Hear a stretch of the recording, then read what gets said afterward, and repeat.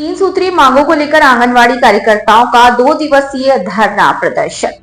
प्रदेश के आंगनवाड़ी कार्यकर्ताओं ने अपनी 3 सूत्री मांगों को लेकर आज जोरदार धरना प्रदर्शन शुरू कर दिया। 2 दिनों तक चलने वाले इस आंदोलन में कार्यकर्ताओं ने स्पष्ट चेतावनी दी कि यदि सरकार 8 मार्च तक उनकी मांगों को पूरा नहीं करती तो प्रदेश स्तर पर लाखों की संख्या में उग्र प्रदर्शन होगा।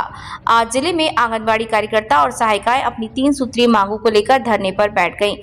हाथों में तख्तियां और नारों के साथ प्रदर्शन कर रही कार्यकर्ताओं का कहना है कि वर्षों से वे अल्प मानदेय पर सेवाएं दे रही हैं, लेकिन अब उन्हें उनका अधिकार मिलना चाहिए।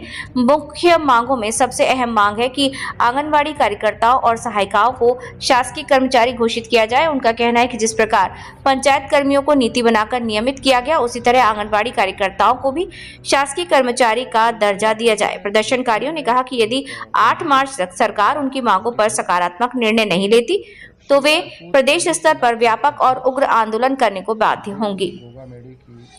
फिलहाल ये धरना 2 दिनों तक जारी रहेगा और संगठन ने संकेत दिए कि आगे की रणनीति सरकार के रुख पर निर्भर करेगी। N24 लाइव के लिए मुंगेली से ब्यूरो प्रमुख रजनीश सिंह की रिपोर्ट। मांगे हैं हमें शासकीय कर्मचारी घोषित किया जाए, जैसे सचिव लोगों को और सरपंच को नियमितीकरण करके शासकीय किए हैं, उसी तरह आंगनबाड़ी कार्यकर्ता और सहायकों को शासकीय घोषित किया जाए। दूसरी मांग है सर, जब तक हमें शासकीय नहीं घोषित किया जाए तब तक हमें 26,000 मानदेय कार्यकर्ता को दिया जाए और 21,100 सहायिका को दिया जाए। सर हमारी तीसरी मांग है कि हमें सुपरवाइजर के पद में 50% दिया जाए और सहायिका को कार्यकर्ता के पद में 50% दिया जाए। इसी तरह हमारी मांग है। और पेंशन ग्रेजुएटी है सर, जैसे हम लोगों का बुढ़ापा है, जैसे हम लोग पद से उतरते हैं तो हमें कुछ भी नहीं दिया जाता, तो उसमें हमें पेंशन के रूप में कुछ दिया जाए जिससे हमारे बुढ़ापे का सहारा बन सके। सर हमारी हड़ताल 2 दिन की है। अगर सरकार 8 मार्च को कुछ नहीं बताती है तो हम 9 मार्च को प्रदेश अध्यक्ष पर तूता पर हड़ताल जारी रखेंगे। आपका नाम? प्रभा डहरिया, जिला अध्यक्ष सक्षम कार्यकर्ता। प्रदेश भर में हमारा हड़ताल चल रहा है।